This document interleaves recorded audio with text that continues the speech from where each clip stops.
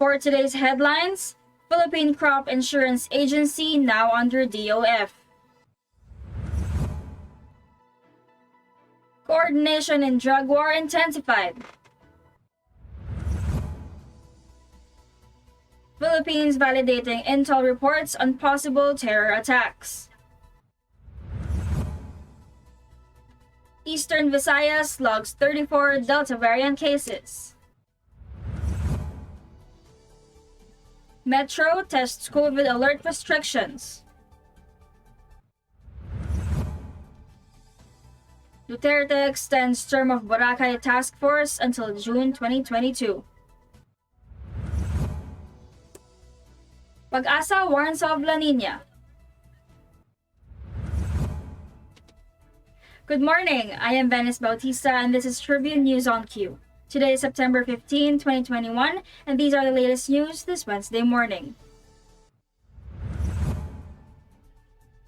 The Department of Finance would take over the management of the state-run corporation tasked to provide insurance protection to farmers against losses arising from natural calamities or plant diseases and infestations. President Rodrigo Duterte on Thursday signed Executive Order 148 authorizing the transfer of the Philippine Crop Insurance Corporation or PCIC from the Department of Agriculture to the DOF, citing the need to align the agency's programs with the government's overall fiscal plan.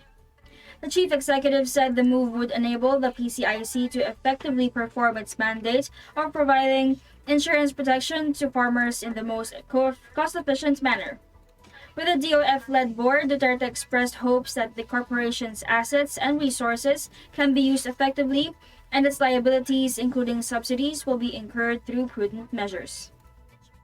The transfer, he added, was recommended by DOF, DA, and the Governance Commission for GOCCs to ensure that the PCIC's operations would be rationalized and monitored centrally. A modernized agriculture founded on social equity is one of the key components of the government's national agenda for poverty alleviation and national development, Duterte wrote in his order. His latest EO also reorganized the members of the PCIC Board of Directors, which would now be chaired by the Finance Secretary.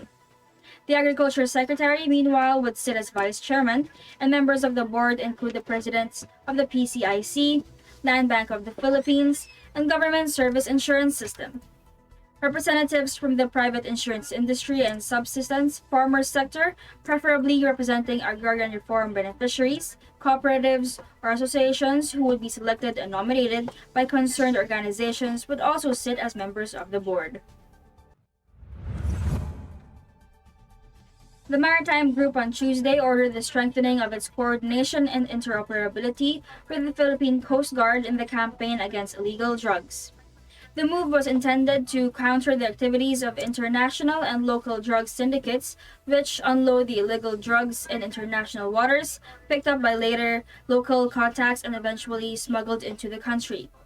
Philippine National Police Chief Guillermo Eleazar said the relentless campaign against illegal drugs is part of the campaign waged by President Rodrigo Roa Duterte and Interior and Local Government Secretary Eduardo Año. Eleazar directed the Maritime Group to strengthen the coordination and interoperability with the PCG to shield the territorial waters and coastlines from drug smuggling.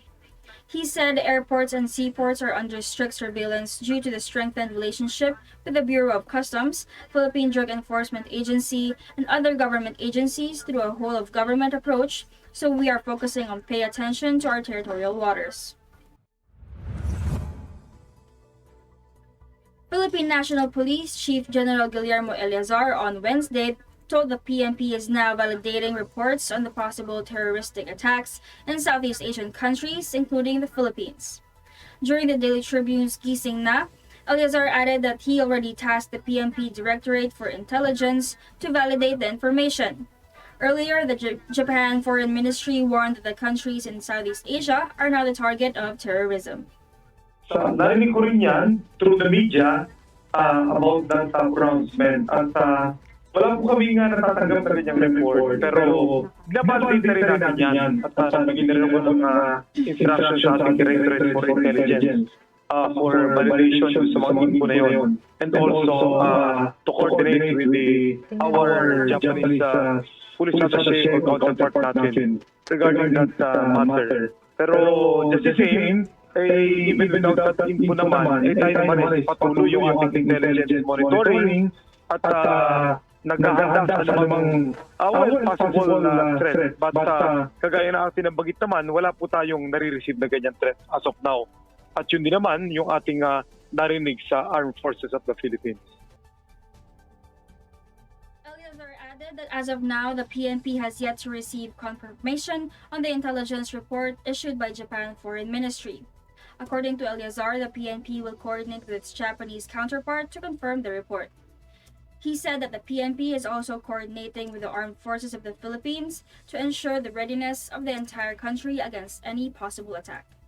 Tribune News on Q will be back after these short reminders.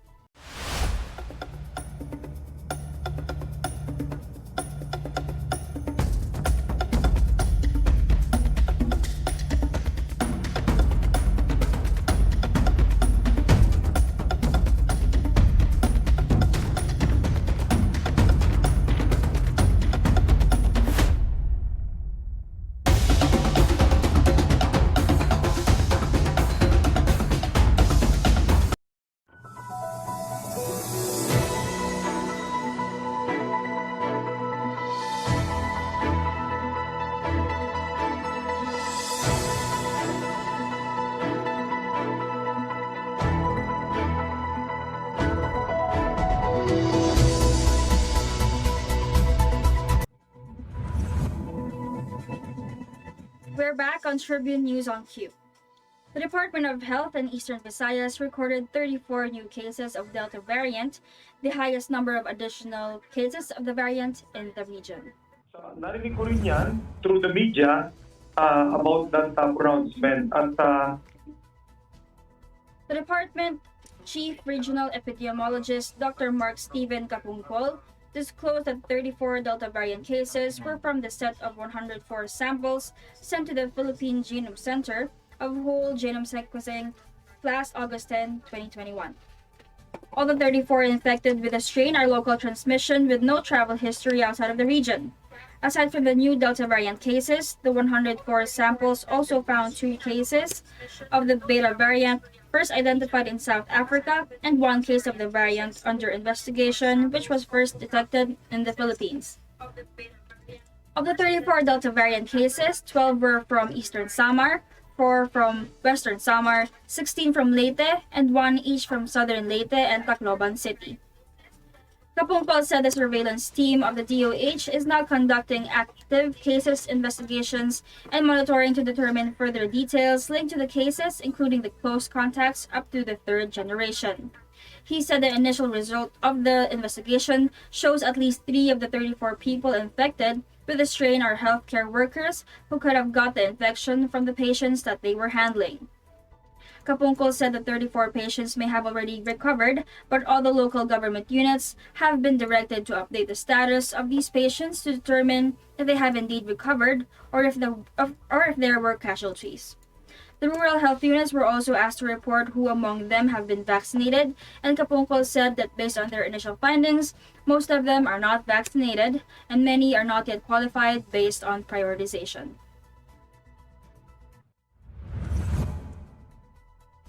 Some restrictions in Metro Manila will be eased in the last 2 weeks of September under Alert Level 4, the second strictest of the 5-tier quarantine system set by the Pandemic Task Force, Malacanang announced Tuesday. Presidential spokesperson Secretary Harry Roque said that the capital region should observe the guidelines under Alert Level 4 from 16 to 30 of September as recommended by the Health Department. Under the new lockdown category, minors and persons above 65 years old, individuals with comorbidities, and pregnant women are barred from stepping out of their homes except when to obtain essential goods and services or to work in permitted industries and offices. People not in those categories may be allowed to travel within and outside of areas under Level 4, subject to the regulations of their destination's local government unit. Outdoor exercises shall be permitted for all residents, regardless of their health and vaccination status, but only within their streets or villages. They should also observe basic COVID-19 protocols such as wearing masks and avoiding crowds. Under Level 4, outdoor or alfresco dine-in services are permitted at 30% capacity, while indoor dine-in services may accommodate customers up to 10% of their seating capacity and can only cater to those fully vaccinated against COVID-19. Personal care services were only limited to barbershops, hair and nail spas, and beauty salons at 30% capacity if they operate in an outdoor setting. If they function indoors, only 10% of seating capacity shall be allowed. Meanwhile, indoor tourist attractions, cinemas, internet cafes, casinos, wedding receptions, gyms, and cosmetic clinics, and the like will remain prohibited under Alert Level 4. Religious gatherings, except processions and similar services, are allowed but limited to a specific number of people. Necrological services, meanwhile, will be limited to immediate family members, provided the cause of death was not COVID-19. And the government offices may operate within 20% of their capacity in the capital region under Level 4. President Rodrigo Duterte has extended the term of the interagency task force leading the rehabilitation efforts of Boracay Island until June 2022, citing the need to continue its programs which have been delayed due to the COVID-19 pandemic.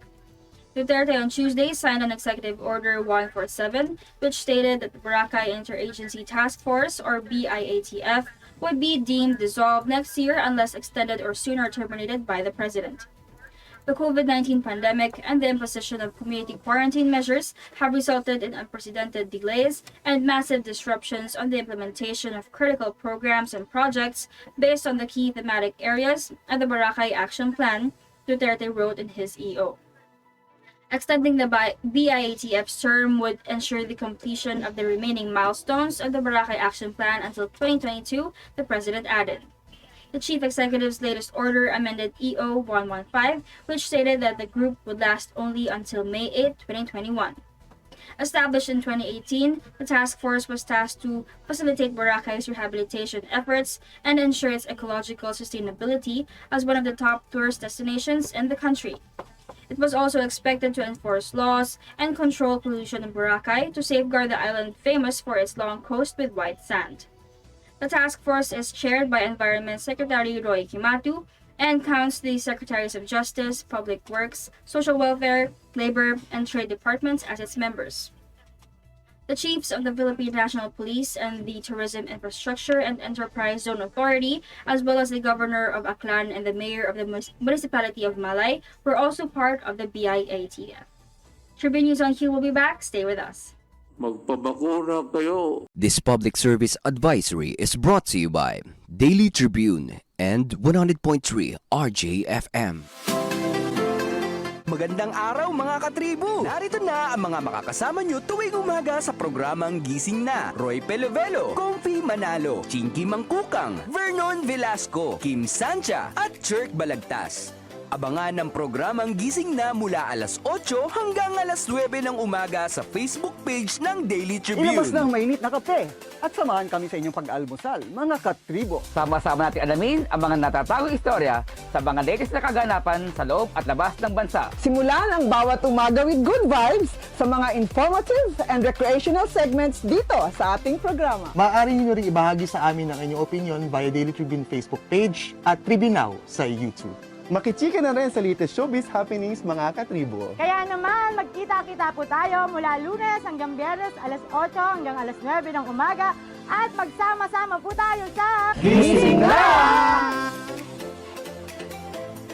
Magpabakuna kayo. It's time for the world to know.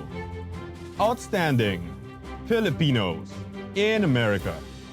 The 11th Outstanding Filipinos in America Awards 2021. A salute to the heroes of coronavirus. Coming back live in person at the Carnegie Hall in New York City, home of the TOFA Awards since 2011.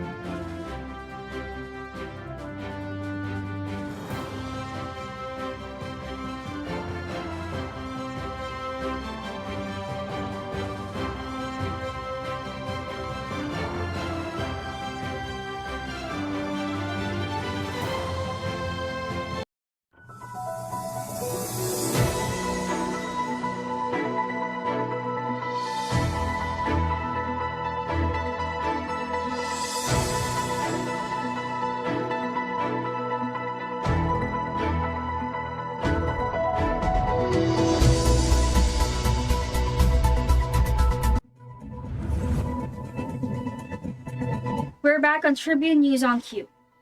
The Philippine Atmospheric, Geophysical, and Astronomical Services Administration said that there is a 70 to 80% chance of La Niña in the last quarter of 2021, which may persist until the first quarter of 2022. At the same time, PAGASA added that the Intertropical Convergence Zone will affect Palawan, Visayas, and Mindanao. The Weather Bureau said that Mindanao and eastern Visayas will have cloudy skies with scattered rain showers and thunderstorms, as it warned of possible flash floods or landslides due to moderate to at times heavy rains. On the other hand, Metro Manila and the rest of the country will be partly cloudy to cloudy skies with isolated rain showers or thunderstorms. Temperature will range from 24.6 degrees Celsius to 32.4 degrees Celsius. And that wraps up the stories this morning. Before we go, we would like to thank the SM Store, Araneta Center, Department of Tourism, MG Motors, Hina Motors, Security Bank, and Overseas Community Affairs Council Member Alan Lin of Republic of China for their continued support. Again, this is Venice Bautista, and you are watching Tribune News on Q. Stay safe, stay healthy, and stay at home. Good morning! Catch the latest news on our website tribune.net.ph and follow us on Facebook, Twitter, and Instagram. You can also subscribe to our YouTube channel, Tribune Now. The Daily Tribune is one with the nation in facing the COVID-19 crisis, and in line with this, the Daily Tribune digital edition and press reader is now available for free online. You can also download the Daily Tribune app on Apple Store for iOS users and Google Play for Android users to get the latest and most comprehensive news online. Daily Tribune is also inviting everyone to join its Community Viber Katribu to get updates on the freshest and hottest news and entertainment stories of the day. Tarcito emoticons are also available on our Community Viber. Just click on the link in this video to join.